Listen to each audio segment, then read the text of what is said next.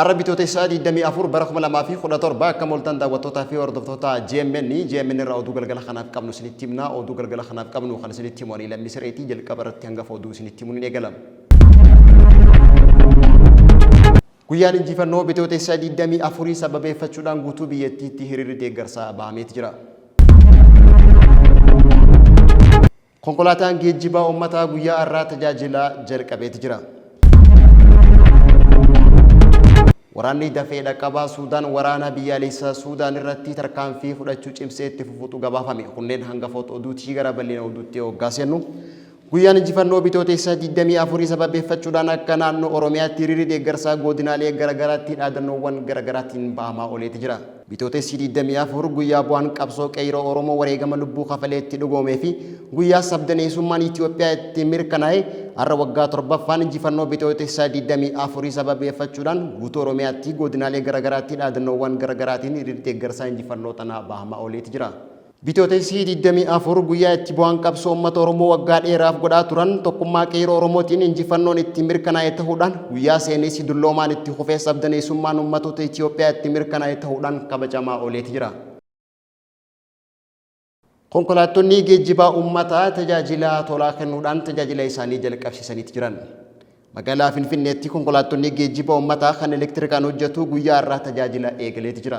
Magaalaa Finfinnee keessatti sababa hanqina geejjibaatiin danqaa imala irratti uumamu hambisuudhaaf kantiibaan bulchiinsa magaalaa Finfinnee Aadde Adaanach Abeebee guyyaa kaleessaa bitoota 23 bara 2017 konkolaattota geejjibaa elektirikaan hojjetu 100 akka yoo eebbisiistu konkolaattonni kun guyyaa har'aa ifaan ifatti hojii jalqabaniiti jiran. Konkolaattonni geejjibaa uummataa kun guyyaa har'aa tajaajila tolaa kennuudhaan tajaajila isaanii jalqabaniiti jiran. Gara oduu keenya bal'inaan qopheeffannetti hoggaa dabarru guyyaan jijjiirama biyyoolessaa fi jalqabbii haaromsaa ilaalchisuudhaan hiriirri deeggarsaa uummataa naannolee adda addaatti bahamaa ooleeti jira. Bitoota 24 guyyaa jijjiiramni biyyoolessaa Itoophiyaatii fi jalqabbiin haaromsaa guddicha Itoophiyaatti milkaa'ee sababeeffachuudhaan hiriirri deeggarsaa magaalaalee Itoophiyaa adda addaa keessatti bahamaa ooleeti jira. Hidhi haaromsaa guddichi Itoophiyaadhaan milkaa'ina biyyaalessaa kan itti dhugoomse yoo ta'u, milkaa'inni Itoophiyaanotaa kan Afrikaanotaa boonsuu dhaadannoo ja'uun hiriirri deeggarsaa magaalaalee Finfinnee dabalatee magaalaalee biyyattii gurguddaa keessatti adeemsifamaa ooleeti jira.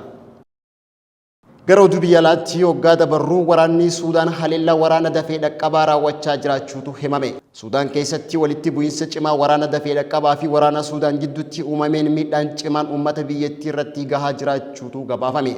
Waggaa lama dura magaalaa guddittii biyyattii Khartoum dabalatee naannawa masaraa mootummaarraa fagaatee waraanni biyyaalessa Suudaan deebi'ee magaalaa biyyattii qabachuu wajjin wal qabate waraanni dafee dhaqqabaa Suudaan yookaan Rapid Support Force haleellaa raawwataa jiru cimsuun waraana Suudaan himachiiseeti jira. Maddi waraanaa miidiyaa biyyattii Anaadolutti himee akka ibsutti waraanni Rapid Support Force kun loltoota hedduu haleeluudhaan meeshaalee waraanaa irratti khasaaraa guddaa fidaa jiraachuun waraana biyyattii bakka jiranii akka baqatan dirqisiisullee ibseeti jira. Haleellaa waraanni Rapid Support Force geessaa jiru kanaan lubbuun namoota hedduu galaafachuu fi qabeenyi biyyattii hedduun baduu himateeti jira. Haa ta'u malee himannaa waraana biyyaalessaa Suudaan kana laalchisee waraanni dafee dhaqqabaa Suudaan hanga ammaatti deebii kanneen jiru. Egaan daawwattootaa fi hordoftoota GMN irraa oduun galgala kanaaf qabannee dhiyaannee kan hanga ammaatti hordofaa turtanii qophiiwwan GMN kanneen birootti fufuu turtii gaarii.